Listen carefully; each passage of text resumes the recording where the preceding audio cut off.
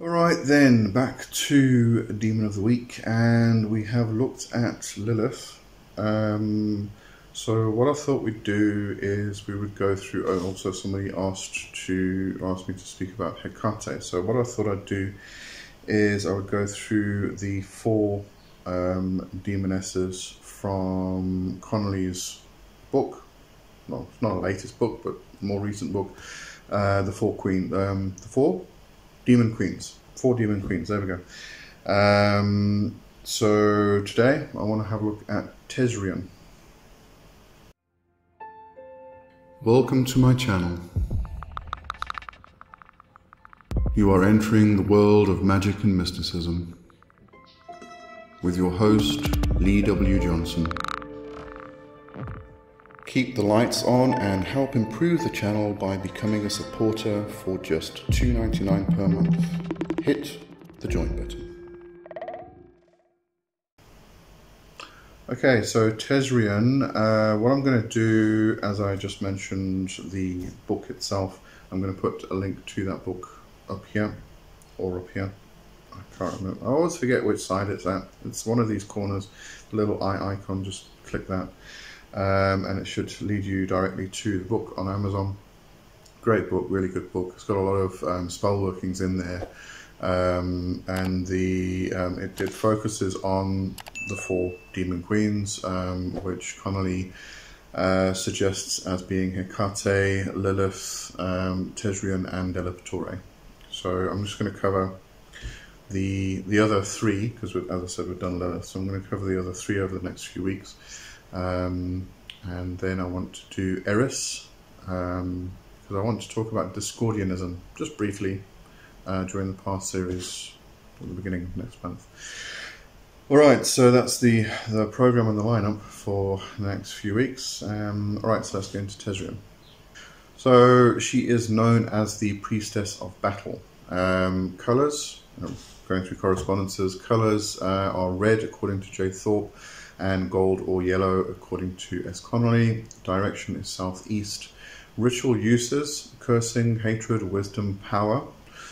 Herbs to use: red rose and dragon's blood, and stones: amethyst, hematite, and tiger's eye. Element is often considered to be fiery part of air, but some suggest fiery part of earth. Planet: Mars and or Mercury. Astrological sign: Sagittarius. The tarot is the Queen of Wands. Metal is copper. And other correspondences would include lavender, cinnamon, rose, galangal root, or galangal, not sure how you pronounce that actually, olive juice, alcohol, and olive oil. So this is a demon that you want to make sure you always give respect to. Tesrian was usually one of the more feared demons, but despite that, she can be very, very helpful. For any women who are feeling oppressed and undergoing the battle of misogyny and patriarchy, as most are, Tesrian can help. Alright, so Tesrian is a goddess of the Dukant hierarchy specifically. She is not found anywhere else. And if she has a history prior to that, then it is not known. S. Connolly says in For Demon Queens, Tesrian is the wild woman who rejects the patriarchy and carves her own path, not caring what others think. She rejects authority overall, giving her a unique perspective in any situation. Regarding ritual uses, Connolly goes on to say, in the same book, to bring energy to a situation, to overcome obstacles, and to win debates. Work with her to help you become more independent, to gain a new perspective, or to find your willpower to persevere.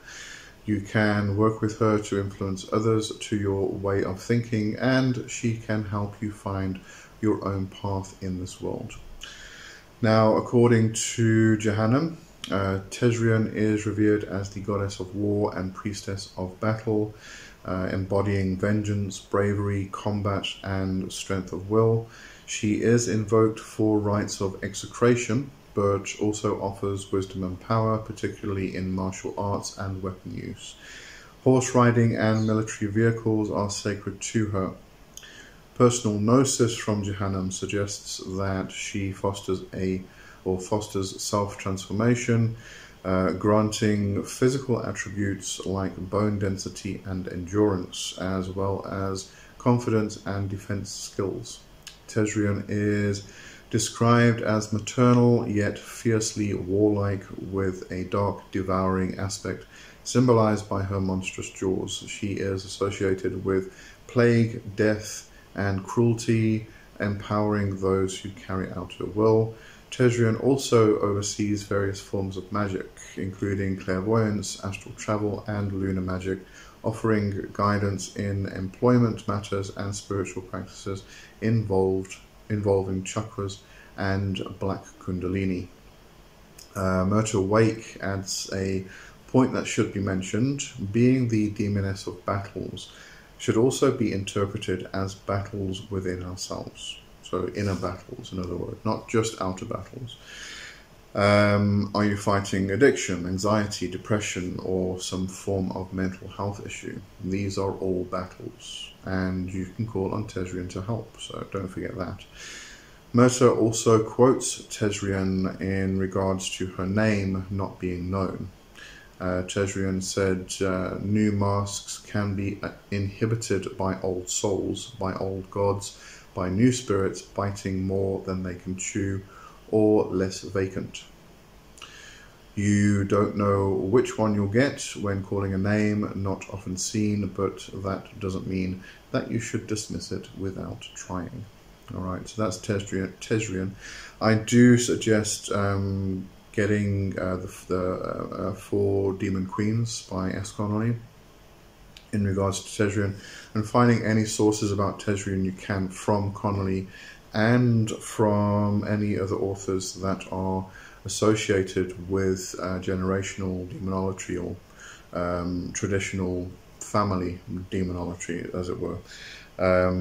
Specifically related to the Dukant hierarchy and that generational demonology aspect. Because, as I said, Tezrian is specific to the Dukant hierarchy, not found anywhere else.